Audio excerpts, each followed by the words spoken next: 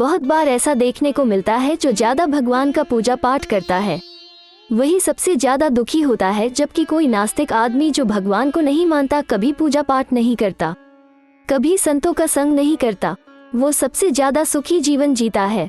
ये सब चीजें देखकर कभी कभी लगता है कि भगवान ही गलत है, भगवान का न्याय ही गलत है या कोई कहानी नहीं। ये हर किसी के साथ होता है। दोस्तों, इस पोस्ट में हम आप लोगों को इसके पीछे के कारण के बारे में बताने वाले हैं। दोस्तों, स्वागत है आप सबका मेरे चैनल पर। मैं आपके लिए ऐसी ही स्टोरीज लाते रहती हूँ। अगर आपको कहानी अच्छी लगे तो चैनल को सब्सक्राइब एंड वीडियो को लाइक जरूर कीजिएगा। भगवान श्री कृष्णा ने स्वयं इसका उत्तर दिया है कि आखिर ज्यादा पूजा पाठ करने वाले लोग दुखी और परेशान क्यों रहते हैं। इसका उत्तर भगवान कृष्णा ने श्रीमद् भागवत गीता के माध्यम से बड़ी स्पष्टता के साथ बताया है। तो चलिए शुरुआत करते हैं। पूजा पाठ करने वाले लोग दुखी क्यों रहते हैं। दोस्तों, बात द्वापर युग की है, जब भगवान श्री कृष्ण और अर्जुन के बीच संवाद हो रहा था। तब अर्जुन ने भगवान श्री कृष्ण से पूछा, हे माधव, जो लोग ज्यादा पूजा पाठ करते हैं वो ज्यादातर दुखी और परेशान क्यों रहते हैं। इसके पीछे कारण क्या है, जबकि वो लोग जो भगवान का नाम ही नहीं लेते, भगवान का स्मरण भी नहीं करते, वो लोग हमेशा गलत कार्य करते हैं, उन लोगों को जीवन में सुख मिलता है। इसके पीछे का रहस्य मुझे समझाने का प्रयास करें।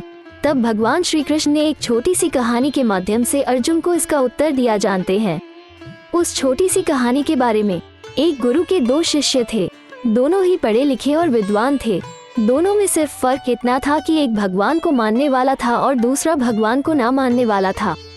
नास्तिकता एक ऐसा था जहाँ पर भगवान की कथा होती थी, जहाँ सत्संग होता था, जहाँ भजन होता था, वहाँ दौड़ा चला जाता था और भगवान की पूजा पाठ करने लगता था। दूसरा शिष्य इन सब चीजों से काफी दूर था। वो शराब पिया करता था, वेश्याओं के यहाँ जाया करता था। सारी बुरी आदतें दूसरे शिष्य में थी। एक दिन क्या हुआ कि जब वो शिष्य शराब पीकर अनाप शनाप बोलते हुए रास्ते में चलते हुए अपने घर को जा रहा था, अचानक उसको रास्ते में पैसों से भरा एक बैग मिल जाता है। उसकी खुशी का ठिकाना नहीं रहता।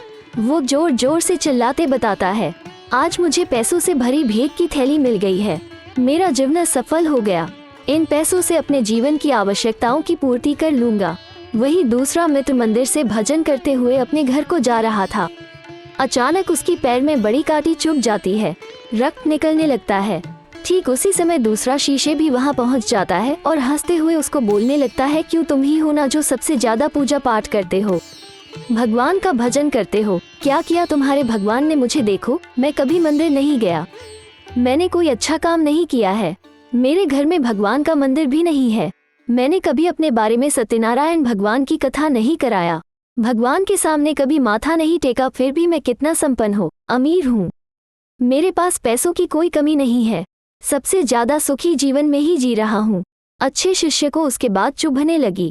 उसने मन ही मन भगवान से प्रार्थना किया, या तो सच बोल रहा है, मैं कितना पूजा पाठ करता हूँ और वो कुछ नहीं करता, फिर भी कितना सुखी है।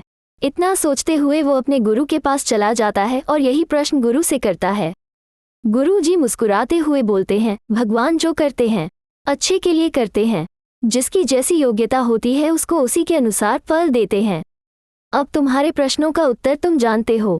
भगवान ने पैरों में ही क्यों कांटे चुभाए और उसको पैसे से भरी बैग क्यों मिली।